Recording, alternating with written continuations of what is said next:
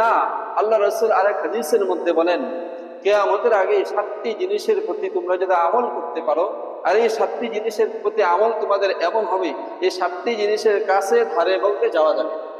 এর মধ্যে 1 নাম্বার হচ্ছে যে শিরিক করা। আমি যদি আল্লাহর সাথে শিরিক করি তাহলে আমি কোথায় যাব? ইন্না শিরকা লাযুলমুন আযীম।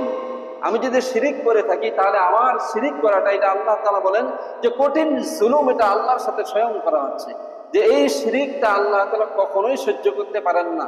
তাহলে এই শিরিক আমাকে জাহান্নামে নিয়ে চলে যাবে। রাসূল বলেন যে 2 নম্বরে কালো জাদু করা। কালো জাদু করা চিনেননি না শুনছেন? যে কালো জাদু হলো এমন একটা মেয়ের বিবাহ চলতেছে বা ছেলের বিবাহ চলতেছে, বা একটা মানুষ, হ্যাঁ, এখন সে সব সময় ভালো চলে, সর্বদিকে ভালো চলে, এখন আরেকদিনও সহ্য হয় না, সে এত ভালো চলে ওর সহ্যই হয় না, অমুক মেয়ের বিবাহ হতে দিবে না, অমুক ছেলের বিবাহ হতে দিবে না। সেখানে করে কি কুফুরির মাধ্যমে জাদু টনা করে একজন যুবতী মেয়ের বিবাহকে সে বন্ধ করে দেয়, একজন যুবতীর ছেলের বিবাহকে বন্ধ করে দেয়। একজন মানুষ কল্যাণ দেখতেই পারে না, তার অকল্যাণ কিভাবে হারবে সেটা জাদু টনা করে শেষ থেকে অকল্যাণের দিকে নিয়ে যাচ্ছে। যে আল্লাহ রাসূল বলে তোমরা এইগুলা থেকে দূরে থাকো। 3 নাম্বার হলো যে অন্যায়ভাবে কাউকে হত্যা করা। এখন বর্তমান যুগে আমাদের দেশে এটাই চলতেছে। মানে রাসূল দেখবেন যে হাদিস যেগুলো আপনাকে আমাকে নিষেধ করে, মানুষ কিন্তু সেগুলো বেশি করে, যেগুলো নিষেধ করে সেগুলো মানুষ কি করে? বেশি করে। অন্যায়ভাবে হত্যা করা যাবে কাকে? কাউকে যাবে না, সেটা কিন্তু আমরা বেশি করি। কালো জাদু করা যাবে না, আমরা সেটা বেশি করি। শিরিক করা যাবে না, আমরা সেটা বেশি করি। 4 নম্বরে রাসূল বলেন যে তোমরা এতিমের মাল কখনোই ধারে বগলে যাবা না।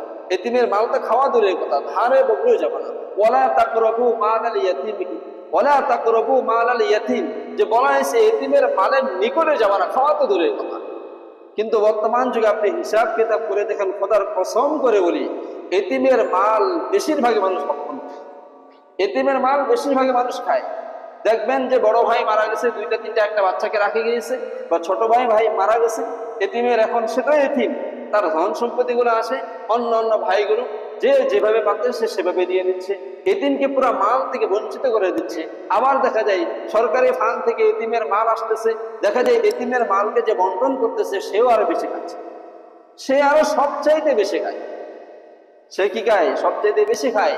তাহলে দেখেন রাসূল যেগুলো বিষয়ে নিষেধ করে আমরা সেগুলোতে বেশি যাচ্ছি। এই যে আমরা বেশি যাই, রাসূল যে নিষেধ করতেছে তোমরা এতিমের মালের নিকট যাবা না, অথচ এতিমের মালের নিকট গিয়ে খেয়ে ফেলতেছে। রাসূল 5 নম্বরে বলে যে তোমরা জিহাদের ময়দানে গিয়ে কখনো পলায়ন করে আসবে। আমাদের মাঝে এটাই হয়, দেখবেন যে ভালো কাজে মানুষকে উৎসাহে আগাইতে হয়, যখন সেই বেচারার ভালো কাজে সামনে চলে গেছে, দেখবেন ওই ভালো কাজ থেকে যখন সে দেখা যায় যে বিপদ সম্মুখীন হয়ে গেছে, তখন দেখি আপনার ডানে বামে যারা ছিল আপনাকে উৎসাহ দিয়ে নিয়ে গিয়েছে, এরা পিছন থেকে সরে গিয়েছে। এরা কি? পিছন থেকে সরে গিয়েছে, এরা আর নাই। আপনাকে উপরে উঠাই দেওয়ার জন্য অনেকজন আছে। কয়েকদিন আগে এক লোকের সাথে আমার কথা হলো, আপনাদের এই অঞ্চলেরই, বলতেছে হুজুর আমার এলাকার মানুষ আমাকে সবাই বাহবা দিয়ে, আমিও রিটায়ার করে আসলাম, হাতে প্রায় 40-50 লক্ষ টাকা আছে, সবাই আমাকে বলতেছে তুই তো অনেক ভালো মানুষ, এই সেই পাম্পটি দিয়ে আমাকে নির্বাচনে দাঁড়া করাইছে। আমিও নির্বাচনে দাঁড়া হয়ে গেছি। তো মেম্বারে নির্বাচন করছে, ভোট পাইছে মাত্র 2টা, ওরটা আর ওর ভোটটা পেয়েছে, আর কারো ভোট পায়নি। এই বেচারার আমি আবার দেখছি আবার উনি পাম্পটিতে করে যেই লোকটা ইউনিয়নের মেম্বারে ভোটে হারে যায়, ওই লোক যদি উপজেলা জেলার চেয়ারম্যানিতে দাঁড়ায়, তাহলে ওর কি অবস্থা হতে পারে?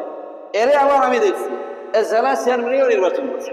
আমি ওখানে গিয়ে দেখলাম ওর ভোট সংখ্যা মাত্র 3টা। আমার মনে হয় হয়তো 2-1টা মেম্বার বা একজন মেম্বার বা চেয়ারম্যানকে কোনো গতিকে মনে হয় একটু কয়েকদিন ঘুরাই ফিরাই নিয়ে আসছে, আশা করি এরাই মনে হয় কোনো গতিকে তারা ভোটটা দিচ্ছে, আর এইভাবে সে 3টা ভোট ম্যানেজ করছে, তার ভোটটা সহ। তা আমি ওনারে বললাম যে ভাই আপনি এক জায়গাতে শিক্ষা গ্রহণ করে আসলেন, সেখানে ফেল করলেন, যেই মানুষটা ইউনিয়নের মধ্যে হারে যায় ওই জেলাতে কি হবে জিতে?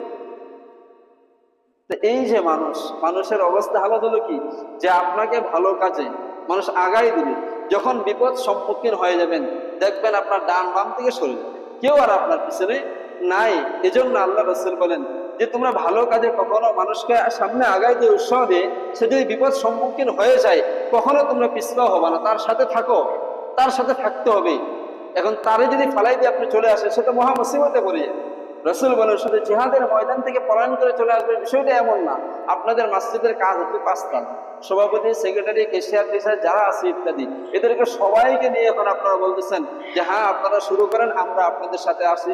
যত রকমের কালেকশন আছে, শ্রম আছে, যান যৌবন জীবন সব কিছু দিয়ে আমরা এটা কমপ্লিট করব।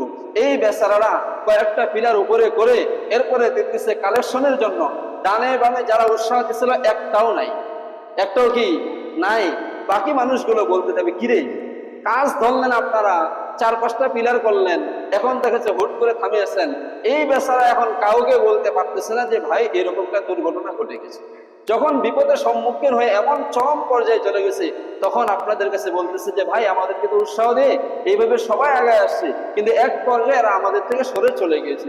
ওর এক একজনের অজুহাত এক এক রকম, যে আমার পরিবারের সমস্যা, অমুকের এই সমস্যা সেই সমস্যা, এভাবে অজুহাত দিয়ে ভাই সবাই যখন সরে গেছে, তখন তিনারা তাদের দুঃখটাকে প্রকাশ করতেছে।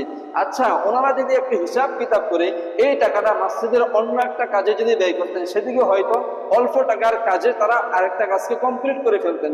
তো এইরকম ভাবে রাসূলের যুগে কিছু সাহাবী ছিল, এরা যুদ্ধের ময়দানে যাইতো, যাওয়ার পরে দেখতো যে যেখানে সম্মুখীন এমন বিপদ সম্মুখীন হয়ে যাচ্ছে, ওখান থেকে পিছপাও হয়ে তারা সরে যেত। এই জন্য আল্লাহ রাসূল বলছে তোমরা এগুলো কাজ করবা না।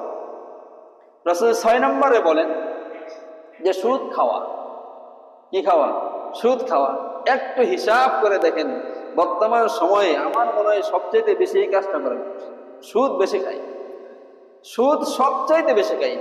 50,000 1 লক্ষ টাকা আপনি যদি আপনার সাথে ভালো সম্পর্ক না থাকে, যদি একটু হালকা পাতলা সম্পর্ক থাকে বা ওইরকম ভালো সম্পর্ক নাই, দেখবেন যে তার কাছে আপনি 1 লাখ টাকা চাইবেন ধার 2-1 দিনের জন্য, বা বলবেন যে বিকালে দিয়ে দেবো, সন্ধ্যা দিয়ে দেবো, বা অমুক দিন দিয়ে দিব। 50,000 60,000 1 লক্ষ টাকা একজন আরেকজনকে দিচ্ছে সুদের প্রস্তাব, যে এত টাকা লাভ না হলে সে আপনাকে 3 দিনের জন্য টাকা দিবে না, 1 দিনের জন্য সে দিবে না। তার মানুষ সুদ বেশি খাচ্ছে এখন। রাসূল কি বলতেছেন? এগুলোর থেকে তোমরা দূরে সরে থাকো, এগুলো থেকে দূরে সরে থাকো। 7 নম্বরে রাসূল বলতেছেন ভালো মানুষকে মিথ্যার তহমাত দিয়ে তাকে এরকম মানুষের মাঝে খারাপ বানিয়ে দাও। একটু চিন্তা করে দেখেন, এই যে রাসূল 7টা বিষয়ের কথা বললেন, দুনিয়াতে অবস্থা আমাদের এমন হয়ে গেছে বর্তমান সমাজে, ভালো মানুষকে কিভাবে মিথ্যা তহমাত দিয়ে তারে খারাপ বানানো যায়, এটাই চলতেছে আমাদের সমাজ। তো রাসূল সবকিছু নিষিদ্ধ, শিরিক করবা না, আমরা শিরিকের মাঝেই রয়ে গেছে। কালো জাদু করবা না, রাসূল নিষেধ করতেছেন, আমরা কালো জাদুকে আপন মনে করে নিয়েছি। এতিমের মাল খাইতে নিষেধ করেন, এতিমের মাল আমরা 180 মাইল গতিতে খাচ্ছি। অন্যায় ভাবে মানুষকে হত্যা নিষেধ করতেছেন, দিন রাত 24 ঘন্টায় হত্যা হচ্ছে। তা আমরা তো সবগুলোর সাথে জড়িত হয়ে যাচ্ছে। ভালো মানুষকে মিথ্যা তহমাত দিতে রাসূল নিষেধ করেন, আমরা দিন রাত 24 ঘন্টায় দিচ্ছি। আর ভালো কাজে মানুষকে সামনে আগিয়ে দেওয়া, পিছটাও না হয়ে যাওয়া, আমাদের সমাজে তাই আমরা করতেছি। সামনে যখন আগায় দিচ্ছি, যখন তিনি বিপদ সম্মুখীন হয়ে যায়, পিছনে আর একটাও নাই, একটাও নাই। এজন্য ভাই রাসূলের এই কথাগুলোর প্রতি যদি আপনি একবার চিন্তা করি, যে রাসূল যেগুলো জিনিস আমাকে নিষেধ করলেন, যাওয়ার জন্য, খাওয়ার জন্য, ব্যবহার করার জন্য, কাজগুলো করার জন্য নিষেধ করতেছেন, আমি কতটুকু নিষেধের মধ্যে রয়েছি আর করার মধ্যে কতটুকু রয়েছি, যদি এই কথাগুলোর প্রতি আমি করে থাকি, তাহলে আমার স্থান হবে কিলা দখলু আবওয়াবা জাহান্নাম খালিদিনা ফিহা ফাবিসা মাসাল মুতাকাব্বিরিন, আমি জাহান্নামের মধ্যে চলে যাব। আর যদি এগুলোর থেকে বিরত থাকি এবং আল্লাহর হুকুম অনুযায়ী চলি, রাসূলের সুন্নাহ অনুযায়ী চলি, তাহলে অবশ্যই আশা করা যায় মৃত্যুর পরে জান্নাত পাবো। যে কোনো মাধ্যমে আল্লাহ তাআলা আমাকে জান্নাত দিতে পারে। যেমন ওয়াসিকাল্লাযীনা তাকাউ রাব্বাহুম ইলাল জান্নাতি যুমারা, দলে দলে মানুষ যখন জান্নাতের মধ্যে যাবে, হাত্তা ইযা জাউহা ফুতিহাত আবওয়াবুহা ওয়া ক্বালা লাহুম খাযানাতুহা সালামুন আলাইকুম তিবতুম ফাদখুলুহা খালিদিন। যদি আমি সেই জান্নাতীদের অন্তর্ভুক্ত হয়ে থাকি, আর যখন আমার জন্য ঘোষণা চলে আসবে যে হে জান্নাতবাসীরা তোমরা জান্নাতের দিকে চলে যাও, আর যখন জান্নাতের দিকে যাওয়া শুরু করবো, খাযানাতুহা জান্নাতের রক্ষীরা বলতে থাকবে সালামুন আলাইকুম তিবতুম ফাদখুলুহা খালিদিন, তোমার জন্যই তো সুখ শান্তি নিয়ে আমরা বসে আছি, তোমার প্রতি শান্তি দেওয়ার জন্যই বসে আছি, আমরা এতদিন তোমার জন্যই অপেক্ষা মানছিলাম, তোমার জন্যই অপেক্ষায় ছিলাম। তাহলে ভালো কাজে কখনো পিছপা হওয়া যাবে না, শিরিক কখনো করা যাবে না, কালো জাদু করে অন্যের ক্ষতি কখনো করা যাবে না, ভালো মানুষকে মিথ্যা তহমাত দিয়ে কখনো দেওয়া যাবে না। ভাই ভালো কাজ থেকে কখনো পিছপা হওয়া যাবে। বিশেষ করে দেখা যায় ভালো কাজে মানুষ গেলে দেখা গেছে আপনি আগাই দিচ্ছেন, হ্যাঁ তার সাথে থাকেন না রে ভাই, তার সাথে